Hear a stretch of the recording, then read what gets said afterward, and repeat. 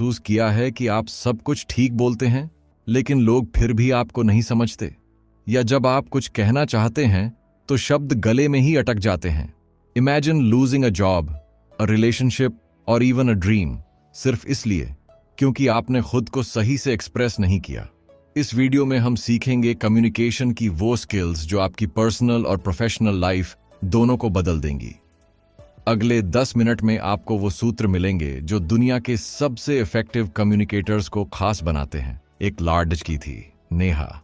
वो अपनी कंपनी की सबसे हार्ड वर्किंग एम्प्लॉई थी, लेकिन हर प्रमोशन उसके हाथ से फिसल जाता था। क्यों? क्योंकि मीटिंग में जब बोलने का मौका आता तो वो चुप हो जाती। उसे लगता, अगर मैंने कुछ गलत कह दिया तो?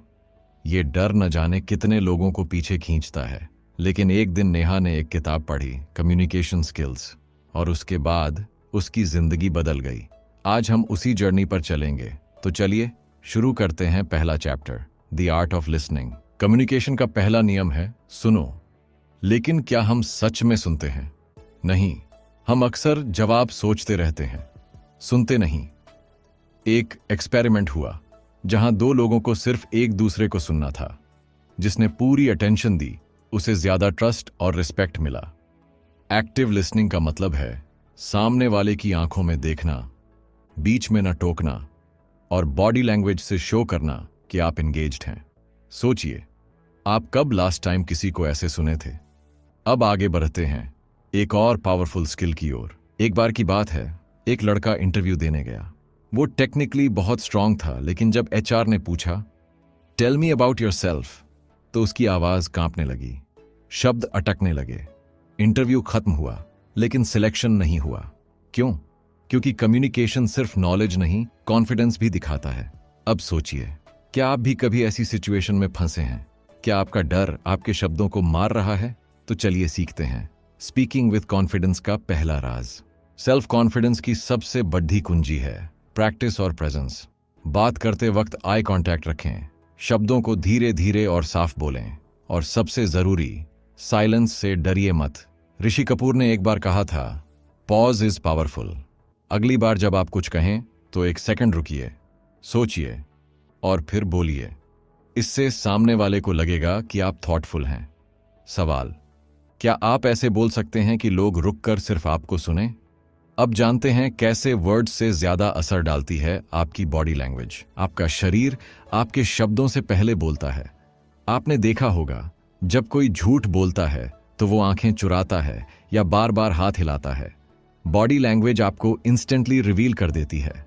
एक स्टडी के अनुसार कम्युनिकेशन में सिर्फ 7% वेट होता है वर्ड्स का, बाकी 93% आता है टोन और बॉडी से। सोचिए, अगर आपकी बॉडी बोले डर और जुबान बोले कॉन्फिडेंस, तो लोग क्या मानेंगे? इसलिए पॉस्चर, जेस्चर्स और फेशियल एक्सप्रेशंस पर काम करना कम्युनिकेशन का दूसरा नाम है। एक वक्त था जब सौरभ एक मैनेजर बनना चाहता था, लेकिन उसकी बॉडी हमेशा नर्वस रहती, झुकी हुई कमर, हिले हुए हाथ और कमजोर आई कांटेक्ट। फिर उसने एक छोटा सा बदलाव किया। उसने मिरर प्रैक्टिस शुरू की।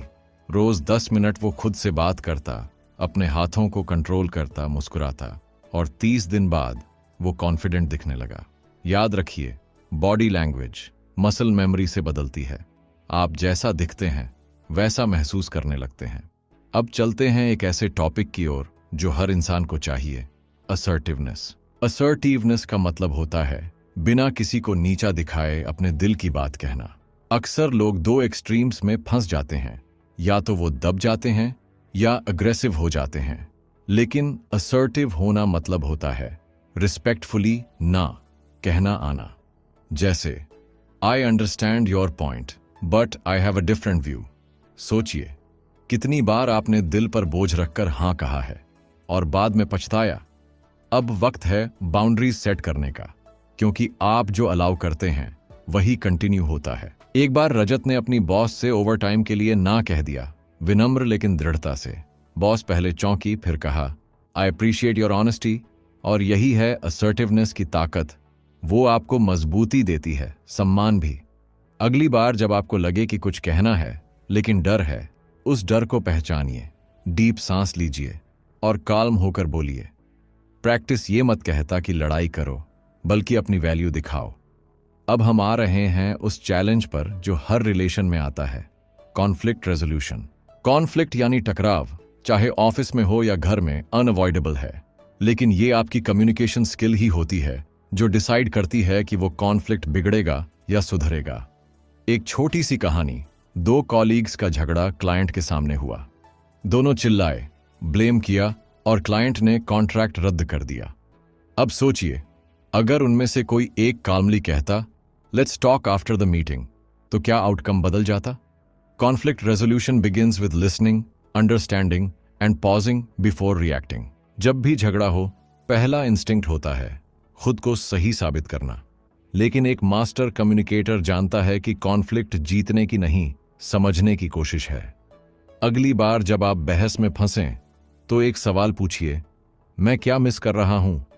ये सवाल सामने वाले को सोचने पर मजबूर करेगा और बातचीत की दिशा बदल देगा। और जब आप सामने वाले के नजरिए को समझते हैं, तो ट्रस्ट बढ़ता है। अब आते हैं उस स्किल पर जो सबका दिल जीत लेती है, emotional intelligence in communication. Emotional intelligence यानी अपने और दूसरों के इमोशंस को पहचानना और मैनेज करना। मान लीजिए कोई आपको गुस्से में कुछ कह दे, आप भी गुस्से में जवाब देते हैं, तो बात बिगड़ती है। लेकिन अगर आप रुक कर सोचें, ये इंसान इतना रिएक्ट क्यों कर रहा है, तो आप उसका इमोशन समझते हैं और उसका रिस्पेक्ट पाते हैं। एक रिसर्च के मुताबिक हाई ईक्यू वाले लीडर्स अपनी टीम से ज्यादा लॉयल्टी और परफॉर्मेंस पाते हैं।